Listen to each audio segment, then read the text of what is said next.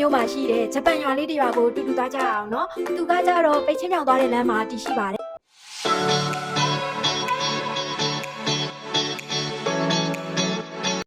ထုံးစံအတိုင်းမမင်းကြီးမနောက်ကျနေလို့တုတ်နဲ့လာနေပါပြီဝင်ချင်းမှာဆိုရင်သူကအတန်လေးနဲ့ဆွဲဆောင်ထားတယ်ပြီးတော့ကြတော့သူ့ရဲ့ရှောက်လန်းလေးမှာလေအဲ့ဒီအတန်လေးနဲ့ရှောက်ရတဲ့ဖီနေလေးရတယ်သူကတစ်မျိုးလေးပေးတယ်ပေါ့နော်ဆက်ပြီးတော့သွားမယ်ဆိုရင်မီးအိမ်အနီလေးတွေနဲ့ဓပုတ်လှလှလေးရိုက်လို့ရတဲ့နေရာလေးကိုရောက်မှာပဲဖြစ်ပါတယ်နော်ဒီမှာသူများရိုက်နေတဲ့အတွက်ခဏဆောင်ပါမယ်ပြီးတော့မနေနိုင်တော့ဟိုလှဲလိုက်နဲ့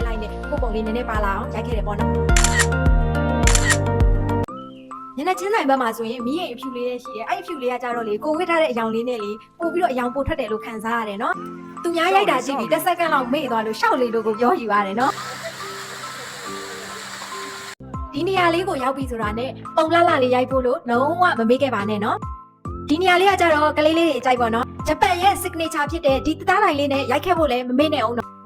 ပြီးတော့ဒီညလေးမှာဆိုရင်မျက်နှာဖုံးလေးတွေရှိတယ်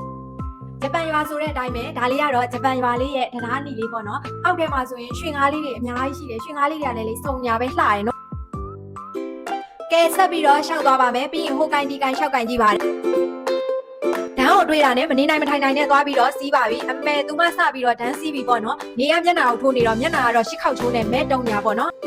ဆက်ပြီးတော့သွားမယ်ဆိုရင်နေရတနေရာတိုင်းမှာဆိုရင်ပုံလှလှလေးရိုက်ဖို့လို့ဒါမျိုးပုံလေးတွေရှိတယ်ပေါ့နော်ကိုတိုင်ကလည်းရောက်တဲ့နေရာမှာဟိုထိုင်ဒီတိုင်ရှောက်ထိုင်ပြီးတော့ပုံရိုက်တဲ့အချင်းရှိတော့ကွက်တီပဲပေါ့နော်နောက်တဲ့နေရာရောက်တော့သူမဝေးထိုင်မလို့ကြံပါတယ်ဒါပေမဲ့ဖက်နဲ့ချွတ်ရမယ်ဆိုတော့ချွတ်ရမှာလည်းပြင်းတယ်လေအဲ့တော့ကျတော့တော်ပြီဒီနေရာတော့ဖြစ်တော့နောက်တဲ့နေရာဆက်ထိုးပါတယ်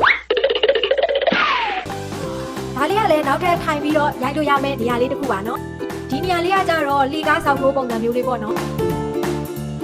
ထိုင်တာလည်းရမ်းများသွားပြီဒါဆိုရင်အညောင်းပြညာပြင်းခုနဒီနားလေးလမ်းလျှောက်ကြရအောင်သွားကြမယ်နော်ဟိုရှောက်တီရှောက်နေရှောက်နေပါတယ်ဘယ်တွေသွားနေမှန်းတော့မသိဘူးသွားတယ်ရှောက်သွားရင်လည်းဝင်းဆက်စုမဲ့နေရာတွေ့သွားပါပြီအထဲလဲရောက်တော့ကိုကလေဘယ်နှကူကိုပွားသွားမှမသိဘူးဒီနေရာလေးပါဆိုရင်လေဂျပန်ဝစ်စုံဝစ်ပြီးတော့ထီးတွေအများကြီးနဲ့ပုံလှလှလေးရရင်ပုံပြီးတော့မိုက်တယ်နော်ဒီသသားတိုင်းလေးတွေကလေလုံးဝကိုယ်တိုင်လေးဂျပန်ကိုတကယ်ကိုရောက်သွားတဲ့ပုံစံအတိုင်းမှုကိုပေးတယ်နော်ဒီနားလေးမှာလည်းဓပုတ်ရိုက်လို့ကောင်းတယ်ဒီနေရာလေးကိုကြတော့ဂျပန်ပုံစံလို့ခေါ်တာလားဂျပန်ရွာလို့ခေါ်တာလားမသိဘူးအခုလိုမျိုးတူတူလိုက်လဲပေးတဲ့အတွက်ကြောင့်ကျေးဇူးများကြီးတင်ပါတယ်ရှင်